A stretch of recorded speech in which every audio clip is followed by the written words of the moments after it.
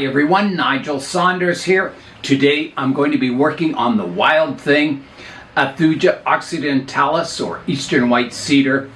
That is sort of styling itself. So what I do is once a year I prune this tree back. I don't do any branch selection. I just prune it back to make it more compact, and I let the tree grow however it wants. And it's getting a really nice style. It kind of swoops down, and then there's upright leaders that swoop upwards. I think it'll be a really nice tree in the future. Someday I may come in and do branch selection and style it further, but for now I'm just letting it do its own thing, growing naturally and just pruning it back to keep it compact. I collected this tree in, I think it was 2018, and then I first repotted it in 2019. So I've had it for, 6 years, and it's thickened up a lot. You can see how the dead vein on the trunk is it's protruding now. The trunk is actually kind of growing around it. It desperately needs repotting. There's roots kind of circling the pot here and growing all over the surface. So it's definitely due for repotting this spring. So here's a look at the tree. It grew really well this year. It got cones on it. So you can see all the seed cones that formed all over the tree. So it's very happy. It grew well. I don't know if I can show you much of the structure. You can maybe see the swooping branches in here. And there's a lot of kind of natural dieback. Branches that get shaded out will die off, and that's how I want it to grow. So I think my first step will be just cleaning out all this dead foliage. It's just kind of falling off. You can see it down here. Yeah, that'll be my first step, and then I'll prune it up. And I won't show you the pruning because I've done a lot of cedars recently, and you know my techniques. Just clipping the branches back and then pinching the tips to make them compact. So that's what I'll be doing for the whole tree. Okay, so here I go pruning it up. So just anything that's getting long, I'll prune back. And I'll be doing this all over the whole tree.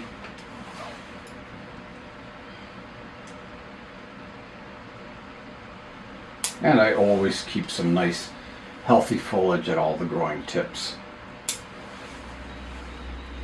I'll be removing all these cones too. They're a lot of them are ready to fall off. This one's not, but I will prune it back. Wherever there's cones on the tip, the branch just kind of ends there.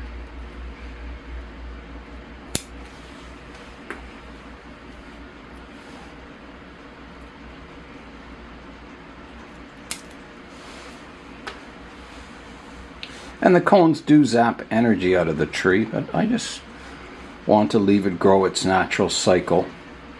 They only produce cones about every 4 or 5 years. So this is the year to produce cones, so I let it, I let the cones come out, and then the next year it'll be just back to growing branches. It is starting to rain outside. So today starts out quite warm. It's about 10 degrees or 50 degrees Fahrenheit outside, and it's supposed to get colder throughout the day, and then tomorrow we have a major snowstorm coming where we're getting 17 centimeters of snow, which is in inches. There's 2.5 centimeters per inch. So that is a lot of inches of snow. It'll look quite different, this backyard, tomorrow. And we have our club meeting tomorrow, so hopefully I can make it to that. If it's too bad the snowstorm, I won't be going. There's some more cones here, they just fell off.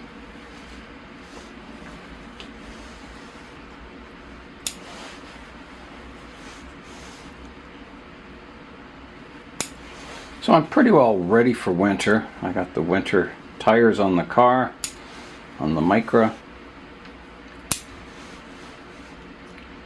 I got my cube drained.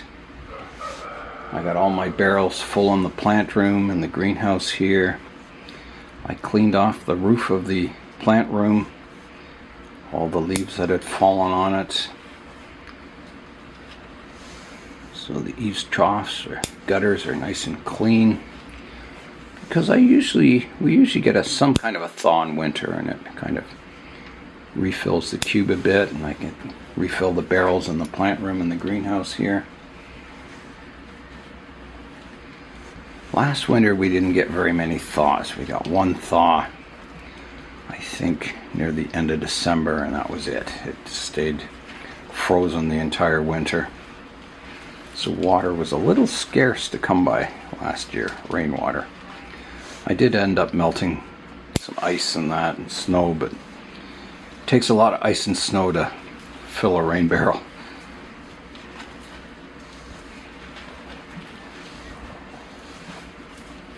Alright, I'll just work away. I've got the whole day today to work on this. Get it all pruned up and looking good. And it probably won't look all that much different when I'm done. It'll just look a little more compact maybe. It's kind of hard, you know, your natural instinct is to sort the branches out, but I'm not doing that on this tree. I'm just, you know, if a branch gets shaded out, it dies off, letting it do its own natural thing. And I think that'll give a very natural growth pattern to the tree. That's my goal, is to grow, you know, I think all these upright shoots will grow and thicken. And I think in the end you'll get a really nice, quite a graceful tree out of it.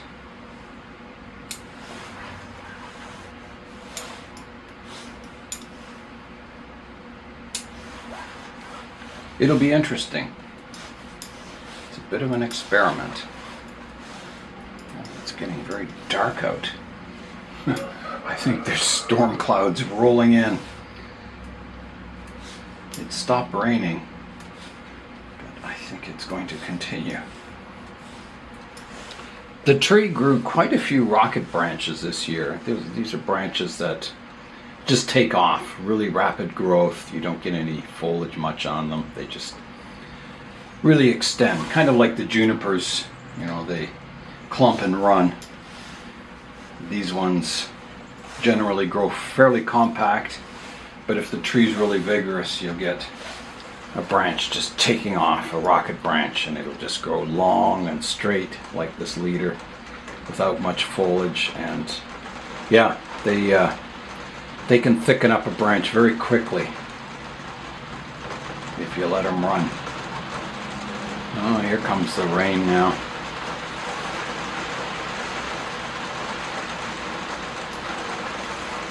I kind of like working in the greenhouse in the rain here. It's always very pleasant.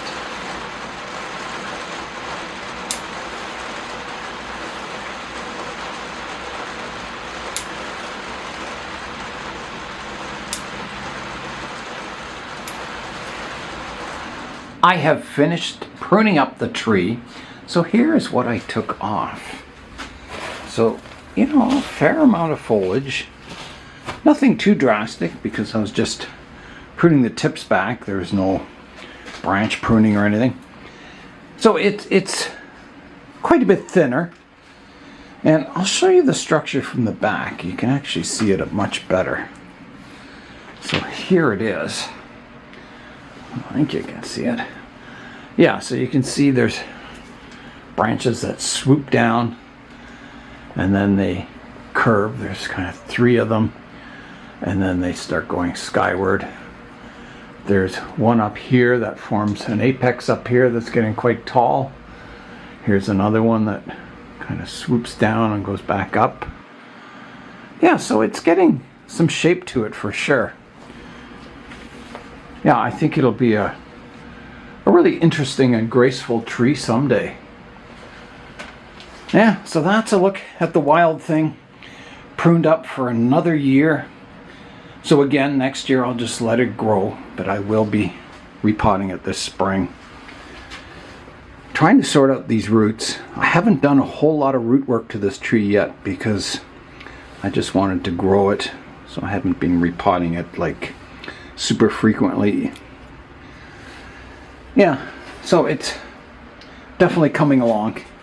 And as I said, you know, maybe someday it'll get all these branches cleaned up and yeah, become a more of a finished tree someday. By pruning this cedar once a year, it keeps all the growth compact and you get finer branching, so when you do go to style the tree someday, that you have a lot of branches to choose from.